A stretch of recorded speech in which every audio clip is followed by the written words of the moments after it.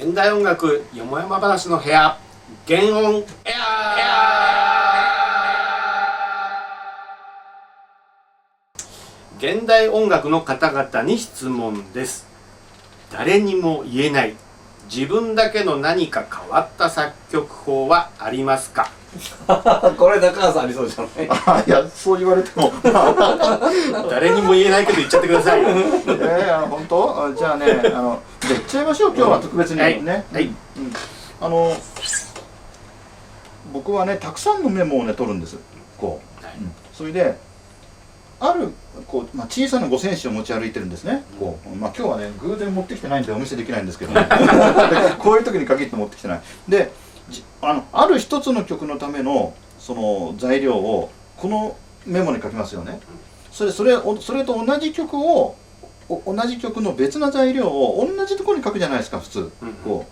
そうしないで、これはこれって置いといて別なメモを用意しておいてそれに書くんですね。それでいろんなところに飛び止めに書くわけです。それで忘れてしまってなくなってしまうものがあるわけ。で、なくなるものは大したものじゃないだろうとまず思ってるんですね。だけど久しぶりになんだこれって言ってこっちのメモを見てみたら、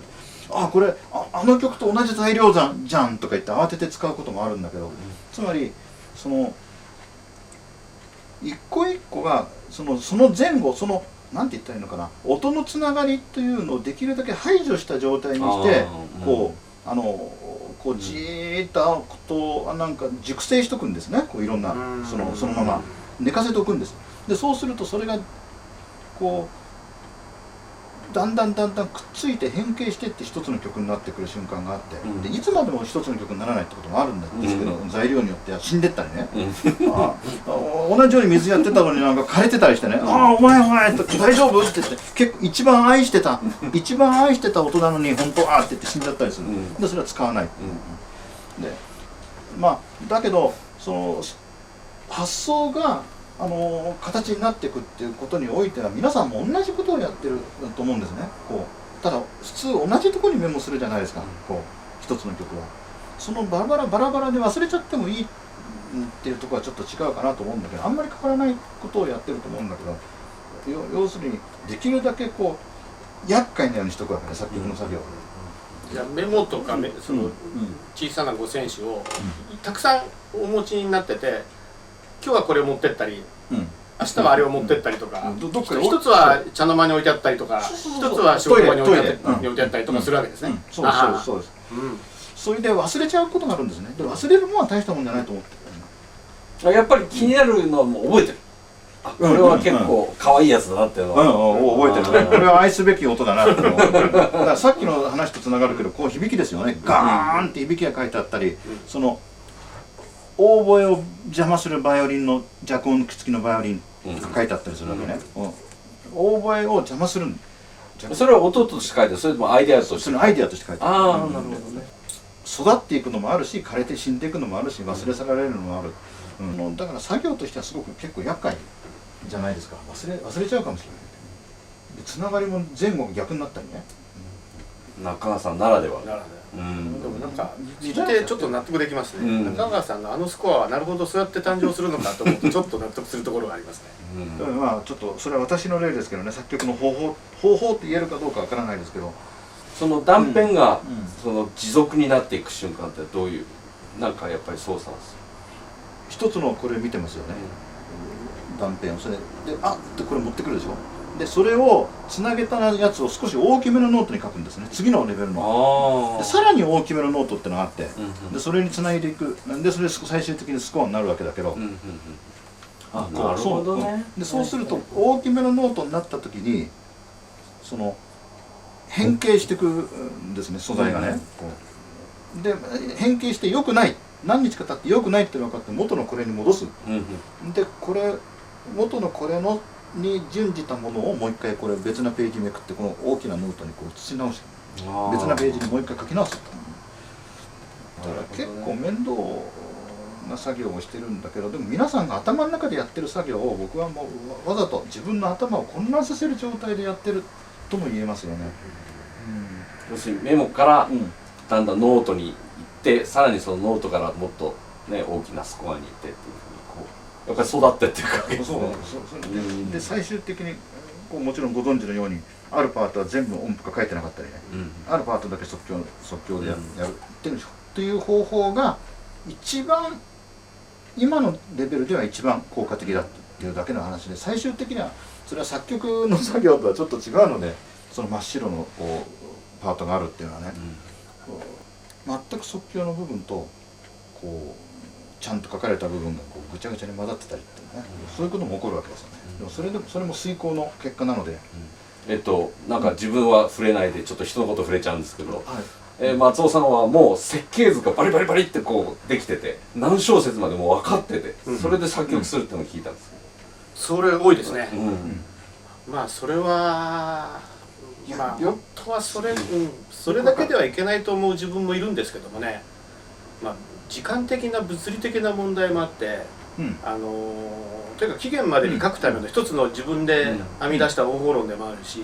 本当はもっと時間をたっぷり自由に使えて作曲に専念できたらそれはしなくていいことなのかもしれないけれ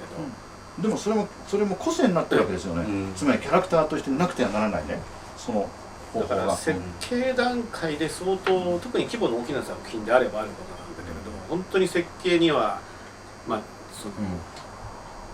相当周到に考えて、もう小節線は引っ張ってしまうんですよね。でほぼ設計変更なしで最後まで書き切るのが最近の自分のやり方なんですけどね。じゃあ特にオケとかそういうでかい編成の方がそうですね。これはさちょっと面白い話だよね。大事なところに触れてる話をしてるからさっきからね。ただじゃあその仕組みをどう作ってるかっていうと、やっぱりあんまりその複雑な仕組みっていうのも実は面白くないなと思ってるんですね。かつてのその前衛の理論求心がすごく進んだ時に、トータル整理リズムが結局聞いてるものに何も聞き取れないじゃないかっていう疑問を投げかけられたようなところは私も感じているので、実はからくりを聞くとなんだっていうような数理的なからくりであるんです、僕の作品は実は。だからそれは意図してそうされてるわけでしょ。クリティックとしてね、例えば今で名前は具体的には出なかったけど、ブーレスの音楽について僕も似たような感覚、すごい素晴らしいんだけども、あれを全部聞き取ってフレージングとか聞き取ってこうねいくっていうことは非常に難しいと思ってたので、それに対するアンチテーゼ、批判ではないけどね、そのアンチテーゼの方法としてはあり得るよねと思ってましたけどね。なんか狙ってる対照的ですね。片や即興的で、ある程度偶然性の余地を残しといて、それで片や非常に作曲も要するに設計的っていうか、だから作曲も要するに即興的なんですよね、僕の。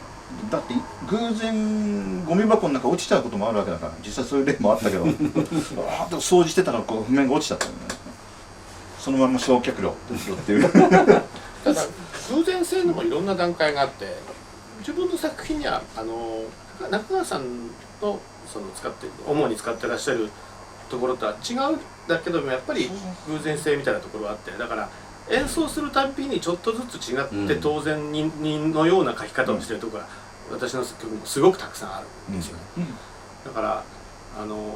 全てを完全にメカニックに決め込んでいるものでもないし、やっぱりその即興というか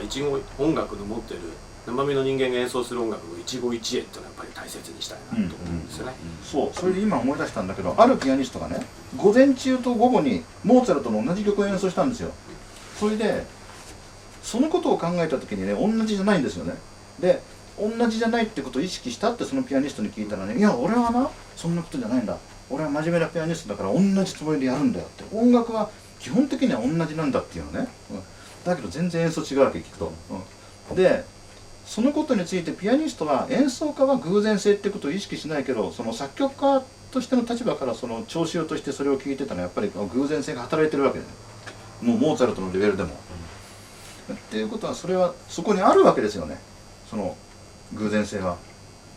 同じ曲を続けて2回弾いたって同じになんない、でも同じにやるんだっていうのはこうなんか熱血感のピアニストのね意思、それはいいんだけど、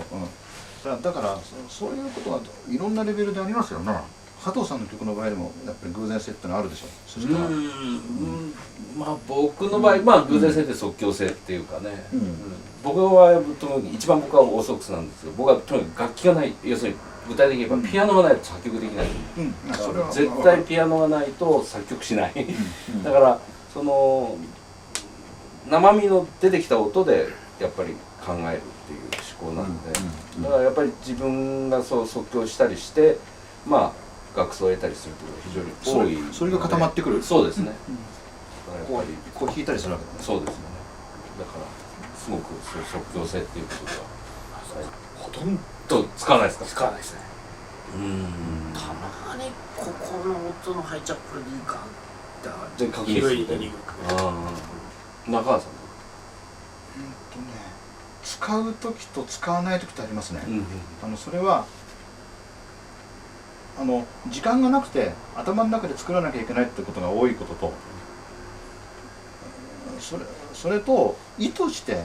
例えば喫茶店かなんかでね意図してこう他の BGM が鳴ってそれモーツァルトとかなんか鳴ってたりするわけバッハとかねまずいことにでそういうところでわざと作るっていうことをしてるんですね。意図的にそれは大脳のこう働きを利用してるわけだけど、要するに邪魔するものの中でこう本当のものをつかむっていう、ノイズの中から本当のものを拾い出すっていう意味なんだけど、ストレスになることもあるんですけどねそれでそれが第一段階ノイズの中でやるってこと、それとその全くピアノのないところでこうやってみることもあるんですね。でそれで大抵うまく頭の中でこう修正してこの響きは違う半音違うって言って頭の中で修正してうまくいく時もあるんだけど、それが全部その計算が外れててね全部直さなきゃいけないっていう時もある。それは面白いことだと思って喜ぶわけです。今日は調子が変だったんだなって